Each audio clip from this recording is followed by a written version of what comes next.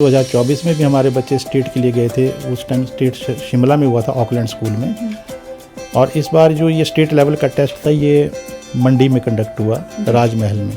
इसमें हमारे बच्चों ने 3rd पोजीशन स्टेट लेवल पर अचीव की। ये स्टेट लेवल तक जाना ही अपने आप में बहुत बड़ी बात है और ये मुझे सुन के बहुत अच्छा लगा कि आपके स्कूल के जो बच्चे हैं वो स्टेट लेवल तक रिप्रेजेंट कर रहे हैं मंडी डिस्ट्रिक्ट को। 2024 में भी ये रनिंग ट्रॉफी हमारे पास आई और दोबारा बच्चे जो पुनः इसमें विजय प्राप्त की टेस्ट में जीते, तो इसमें दोबारा से हमारे पास ये ट्रॉफी वापस आ गई अगले साल। तो 2 सालों से हमारे पास ये रनिंग ट्रॉफी ये सामने जो ट्रॉफी है। 2024 में हम फर्स्ट आए थे और 2025 ये जो सेशन है 25-26 का, इसमें हमारे बच्चों ने क्लीन स्वीप किया, यानी फर्स्ट, सेकंड, थर्ड पोजीशन हमारे ही बच्चों की आई।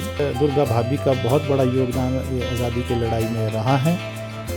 तो हमारे स्कूल के बच्चों ने जो इस पर भाषण दिया, जो स्पीच दी, उसमें भी ये फर्स्ट आए।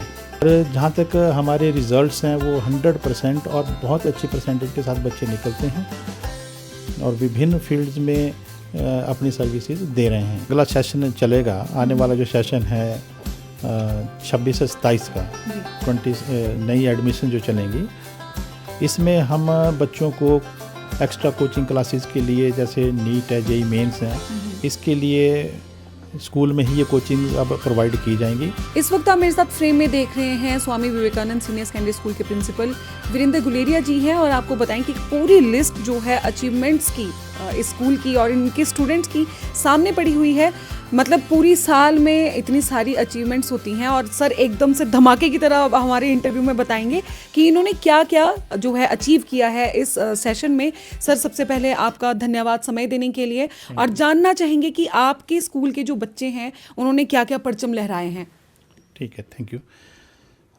ये जो सेशन 25-26 का जो एट प्रेजेंट प्रोग्रेस में है, इसमें हमारे इस सारे सेशन की जो अचीवमेंट्स हैं बच्चों की बहुत ज़्यादा हैं, इसलिए मुझे ये रिकॉर्ड अपने पास रखना पड़ा बना करके, ताकि कोई इवेंट स्किप ना हो जाए।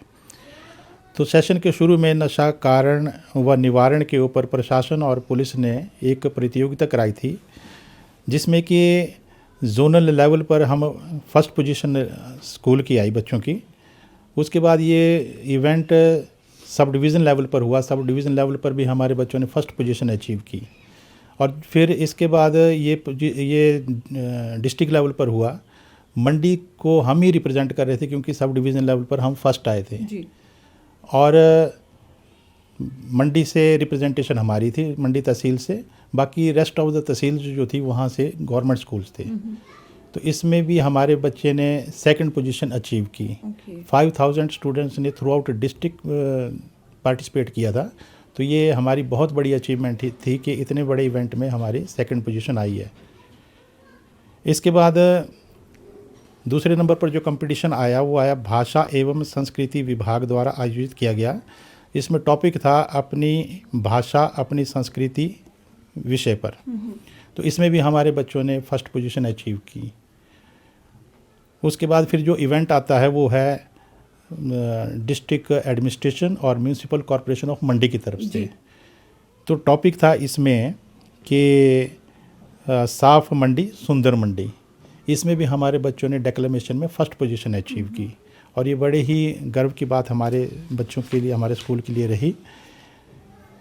ये सारे स्कूल जो हैं इंटर स्कूल कंपटीशन में आते हैं। इसके बाद इंटर स्कूल कंपटीशन में हमारे बच्चों ने intake, Indian national trust for art and cultural heritage में पार्टिसिपेट किया। तो 2024 में हम फर्स्ट आए थे और 2025 ये जो सेशन है 25-26 का, इसमें हमारे बच्चों ने क्लीन स्वीप किया, यानी फर्स्ट, सेकंड, थर्ड पोजीशन हमारे ही बच्चों की आई।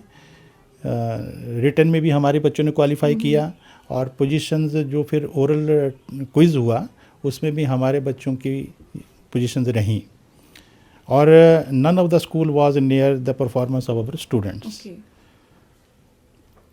फिर जो बच्चे हमारे टॉप किए वो उनकी सिलेक्शन स्टेट लेवल के लिए हुई।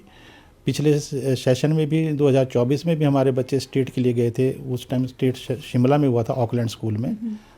और इस बार जो ये स्टेट लेवल का टेस्ट था ये मंडी में कंडक्ट हुआ, राजमहल में। Okay. इसमें हमारे बच्चों ने 3rd पोजीशन स्टेट लेवल पर अचीव की। Okay. फिर भारत विकास परिषद की ओर से टेस्ट हुआ, इसमें 200 मार्क्स का ये रिटन टेस्ट कंडक्ट किया जाता है। 100 नंबर के पेपर जो दोनों बच्चों को दिए जाते हैं और उसको फिर कंपाइल करके जो रिज़ल्ट बनाया जाता है उसमें भी हमारे बच्चों ने टॉप किया। और रनिंग ट्रॉफ़ी जो 2024 में भारत विकास परिषद ने शुरू की थी, तो 2024 में भी ये ट्रॉफ़ी हमारे पास आई और दोबारा बच्चे जो पुनः इसमें विजय प्राप्त की टेस्ट में जीते, तो इसमें दोबारा से हमारे पास ये ट्रॉफ़ी वापस आ गई अगले साल। तो 2 सालों से हमारे पास ये रनिंग ट्रॉफ़ी ये सामने जो ट्रॉफ़ी है, ये ट्रॉफ़ी दूसरी बार हम जीत के लाए हैं सब स्कूल के बच्चे। और इसी में फिर एक भाषण प्रतियोगिता भी थी जिसमें कि वीरांगनाएं जो हैं वो कहीं लुप्त हो गई हैं जिन्होंने आज़ादी की लड़ाई लड़ी। तो ऐसे में उन्होंने टॉपिक भी दिए थे कि आपने इस विषय पर आपके स्कूल के बच्चे बोलेंगे। तो हमें जो टॉपिक दिया था वो था दुर्गा भाभी के ऊपर। तो ये इस दुर्गा भाभी का बहुत बड़ा योगदान आज़ादी की लड़ाई में रहा है। तो हमारे स्कूल के बच्चों ने जो इस पर भाषण दिया, जो स्पीच दी, उसमें भी ये फर्स्ट आए।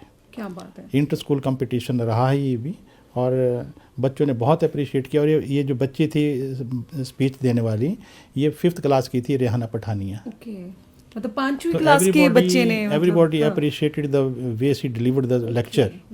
और इसके बाद फिर इसमें जो बच्चे हमारे टेस्ट में क्विज़ में निकले, उनका फिर स्टेट लेवल पर कंपटीशन था पालनपुर में।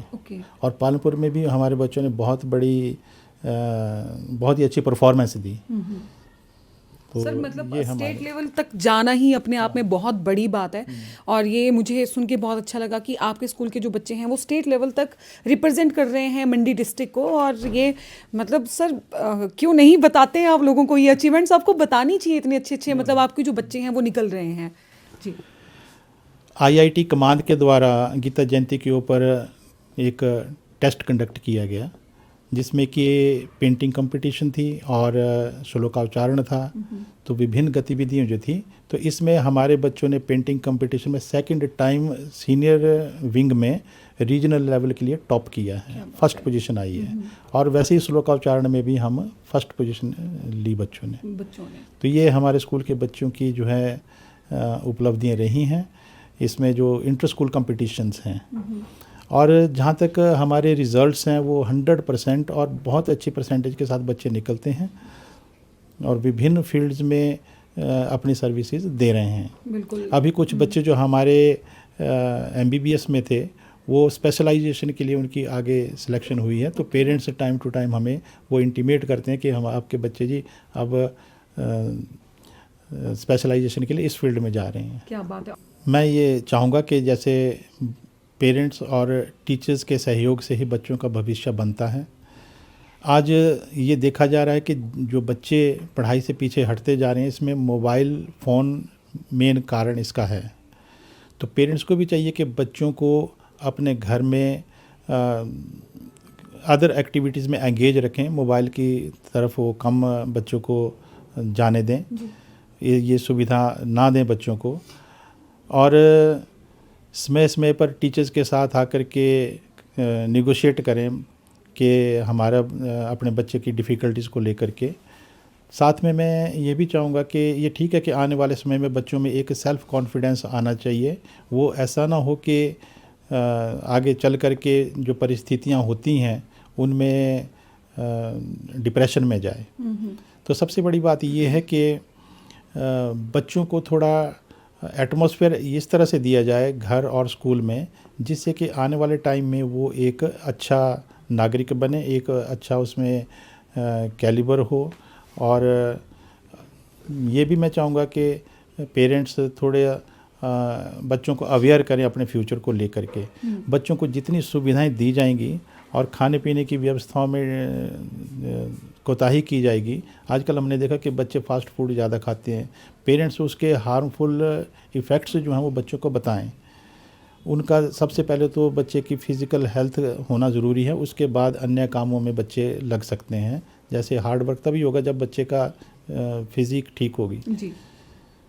तो खाने पीने से लेकर के उनकी मॉरल वैल्यूज़ को आगे बढ़ाएं, उन्हें अच्छी स्टोरीज सुनाएं, जैसे कि पहले पेरेंट्स किया करते थे, दादा दादी किया करते थे कि बच्चों को अच्छे मार्गदर्शन करते थे, धार्मिक व्यवस्थाओं से जोड़ते थे और वो बच्चे अच्छे नागरिक आगे चल के बनते थे। आज ऐसा हो गया कि बच्चे पेरेंट्स की सुनते नहीं हैं, पेरेंट्स लाचार हो जाते हैं। तो बच्चों को शुरू से ही पेरेंट्स अपनी निगाहों में रख करके आगे बढ़ाएं और इसमें टीचर्स का रोल भी बहुत बड़ा है। समय समय पर हमें ये चाहिए कि बच्चों को हम अच्छी मॉरल वैल्यूज़ के साथ, एक सेल्फ कॉन्फिडेंस के साथ आगे जीवन की जो जटिलता हैं उनसे अवगत करवाएं और बच्चों में सेल्फ कॉन्फिडेंस की भावना भरें। और बाकी मैं आप लोगों को जाते जाते एक और चीज़ दिखा देती हूँ। ये सामने देखिए, यहाँ पर आपको बड़ी सी स्क्रीन दिख रही होगी।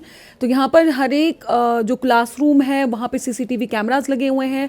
ग्राउंड की बात करूँ तो ग्राउंड में, गैलरी में और ऊपर देखिए आपको लेंटर पे मतलब आपको सीसीटीवी कैमरा की जो है निगरानी दिख जाएगी। और ये प्रिंसिपल सर ने ठीक अपनी नज़रों के सामने रखा हुआ है। हर एक एक्टिविटी पर ध्यान जो है यहाँ से रखा जाता है। ये जो हमारा अब अगला सेशन चलेगा, आने वाला जो सेशन है 26 से 27 का 20 नई एडमिशन जो चलेंगी, इसमें हम बच्चों को एक्स्ट्रा कोचिंग क्लासेस के लिए, जैसे नीट है, जेई मेंस हैं, इसके लिए स्कूल में ही ये कोचिंग्स अब प्रोवाइड की जाएंगी।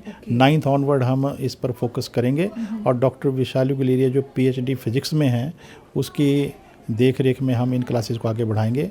हमारी फैकल्टी में जैसे फ़िज़िक्स में डॉक्टर विशालू गुलेरिया होंगी, हमारे जो एग्जिस्टिंग लेक्चरर हैं फ़िज़िक्स के दीप कुमार वो इसमें होंगे, और वैसे ही हमारी केमिस्ट्री बायो की भी फैकल्टीज़ बड़ी उच्च कोटि की हैं और इसमें और एडिशन की जा रही है ताकि हम कोचिंग क्लासेस स्कूल में ही चलाएं। क्या बात है, मतलब ये तो सर आपने एक और जो पेरेंट्स की जो आजकल टेंशन रहती है कि, और बच्चों के ऊपर भी प्रेशर रहता है कि पढ़ाई के साथ साथ आजकल टाइम इतना फास्ट हो गया कि कोचिंग भी साथ साथ दिलाई जाती है।